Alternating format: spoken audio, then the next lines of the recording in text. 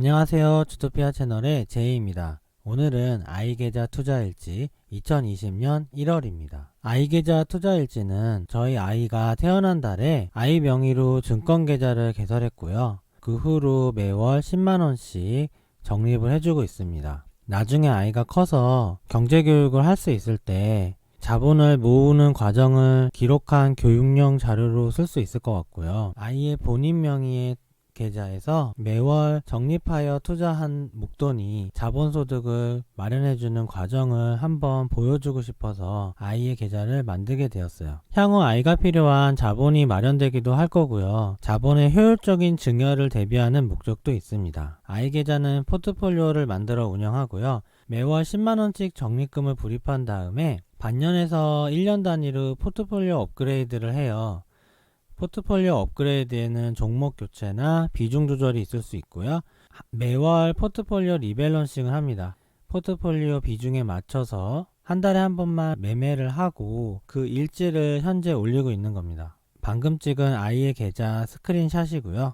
현재 자산 총액은 472만원이고 아마 전달 자산 총액이 440 정도였던 것 같은데 32만원 정도 늘어난 것 같아요. 올해는 1월달부터 2월달까지 13만 7천원이 수익이 났고 수익률로는 3%의 수익률이 났네요. 이번 달에도 아마 초반에는 수익이 났던 걸로 알아요. 근데 영상을 찍고 있는 오늘 기준으로는 위험자산이 반등이 좀 일어났어요. 그래서 수익률이 조금 떨어진 것 같습니다. 아이계좌 포트폴리오도 안전자산 비중이 높기 때문에 주식이 떨어질 때 보통 수익이 나는 편인데 1월달에 주식시장이 좋지 않았기 때문에 아이계좌 포트폴리오도 역시나 수익이 났고요. 작년 수익은 15에서 16% 정도가 났었습니다. 올해 기준의 수익률을 계산해 본 건데 투자 원금은 450만원이에요. 투자 원금 계산 방법은 기간에 처음 금액을 기초평가 금액이라 하고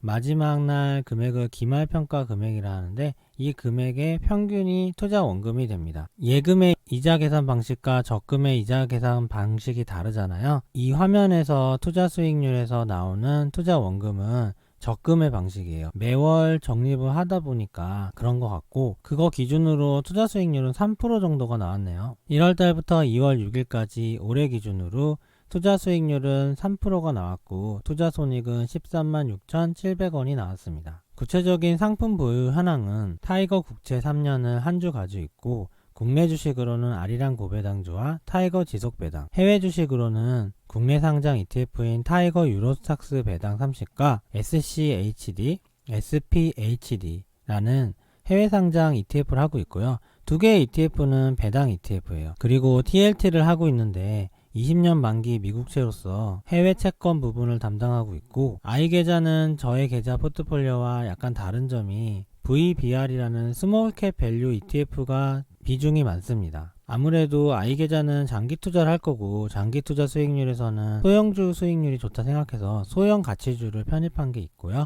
VNQ라는 해외 리츠 ETF도 가지고 있습니다. 수익은 보시다시피 거의 다 손해 없이 수익을 거두고 있고 아마 국내 주식이 떨어져서 아리랑 고배당주와 타이거 지속배당의 수익이 좀 떨어진 것 같아요.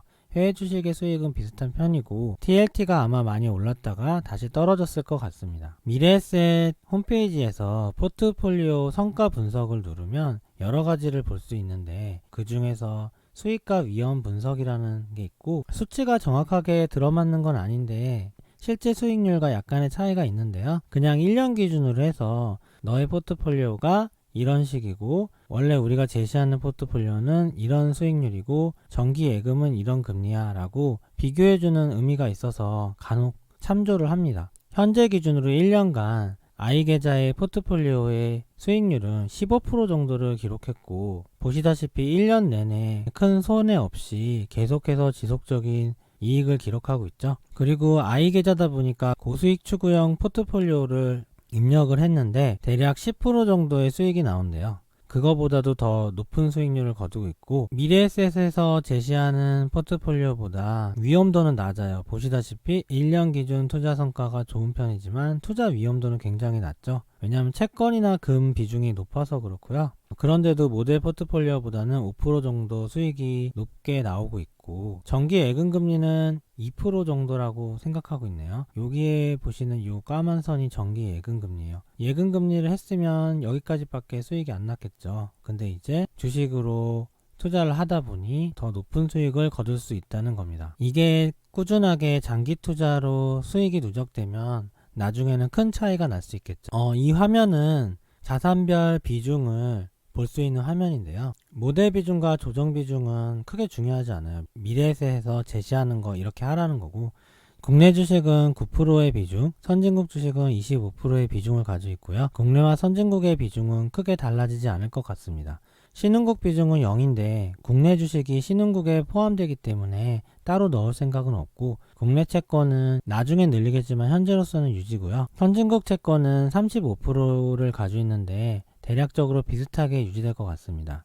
실물 자산은 리츠를 얘기하고, 리츠 같은 경우 18%를 가지고 있고요. 단기 자금은 현금인데 대략 포트폴리오에서 9에서 10% 정도는 현금을 항상 유지하고 있어요. 40만원에 플러스 40만원의 금을 더해서 총 470만원의 포트폴리오를 현재 가지고 있습니다. 포트폴리오는 현재 위험자산 51%, 안전자산 41%를 가지고 있고요. 위험자산은 주식을 얘기해요. 국내와 해외. 안전자산은 채권, 국내와 해외가 있겠죠. 총 자산의 10%는 KRX 금으로 리밸런싱을 합니다. 포트폴리오 업그레이드는 정상 비중에서는 위험자산이 70%, 안전자산이 30%가 I계좌 포트폴리오의 정상 상태예요. 현재는 51과 49라고 했는데 현재는 더 안전자산이 높죠. 현재는 위기를 대비한 약간 보수적인 포트폴리오입니다. 저번 영상에서 미국 기준금리 향방을 올리면서 제가 미국 기준금리의 현재 위치를 한번 알려드린 적이 있는데, 미국 기준금리의 현재 위치는 버블에서 경제 위기로 가고 있는 사이에 있어요. 그래서 현재 포트폴리오 구성에서 위험자산을 공격적으로 늘리는 것은 위험하고요. 안전자산의 비중이 높아야 합니다. 향후에 위기가 지나고 다시 한번 경기 호황이 제대로 오면 그때는 정상 비중보다도 위험자산이 올라갈 수도 있겠죠. 현재는 안전자산이 높다는 거예요. 정상보다. 2020년 1월 기준으로는 위험자산이 1%를 늘렸었고 안전자산을 1%를 낮췄었어요. 2월에는 2%씩 바뀔 수 있는데 위험자산이 조금 더 올라갈 수 있습니다. 종목은 현재 유지인데 국내 주식이 배당 ETF 두 가지로 되어 있더라고요. 포트폴리오 내의 구체적인 종목을 살펴보면 국내 주식은 아리랑 고배당주와 타이거 지속배당이 있어요.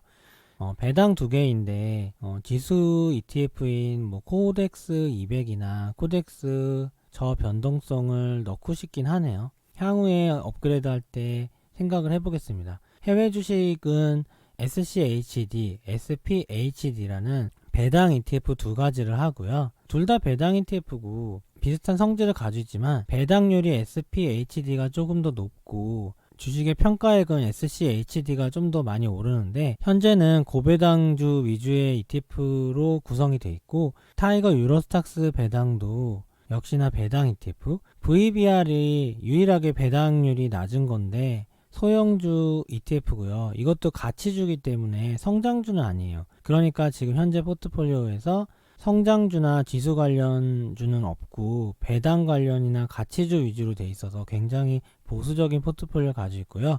이렇게 한 이유는 아까 말씀드린 것처럼 현재 경제의 위치에서 보수적인 입장을 취할 수밖에 없는 기준금리 위치라서 그런 거예요. 국내 채권은 타이거 국고채 3년을 가지고 있고 이건 명맥상 한 주만 가지고 있습니다. 해외 채권이 현재 메인 중에 하나인데 TLT를 하고 있고요. 20년 만기 미국채이고 매달 월배당도 주고 1년 배당률은 2.3% 정도 평균 나와요. 배당을 보고 하는 건 아니고 안전자산의 편입 기준으로서 TLT가 메인 종목으로 들어가 있고요.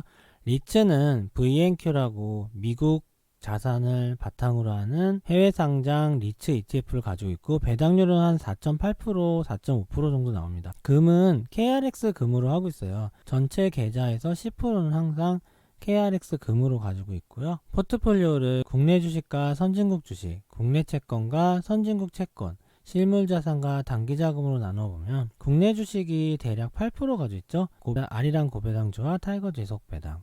그 다음에 해외 주식이 28%, 말씀드린 두 개의 배당주, 소형 가치주, 국내 상장 해외 배당주도 가지고 있고, 두 개는 미국이고 하나는 유럽이네요. 30%의 TLT 미국 채권을 가지고 있고, 실무자산의 리츠와 금이 다 포함돼서 20%를 가지고 있습니다. 2020년도 아이계좌 첫 투자 일지를 업로드 해봤는데요. 매달 투자를 한 후 지속적으로 업데이트할 예정이고, 현재는 총액이 470만원 정도 되잖아요. 470만원에서 배당이 한 15만원 정도 년 나오는 것 같아요. 그래서 한 달에 12,000원 정도의 배당이 우리 아이가 발생이 하고 있고, 제가 하고 싶은 게 나중에 아이 용돈을 배당 소득만큼 주는 거거든요. 그러면서 아이한테 자연스럽게 자본소득의 수입으로 소비를 하는 패턴을 한번 교육하고 싶어서 꾸준히 투자를 하고 있습니다. 그러면 다음 투자 일지에서 뵙겠습니다. 좋아요와 구독 부탁드립니다. 감사합니다.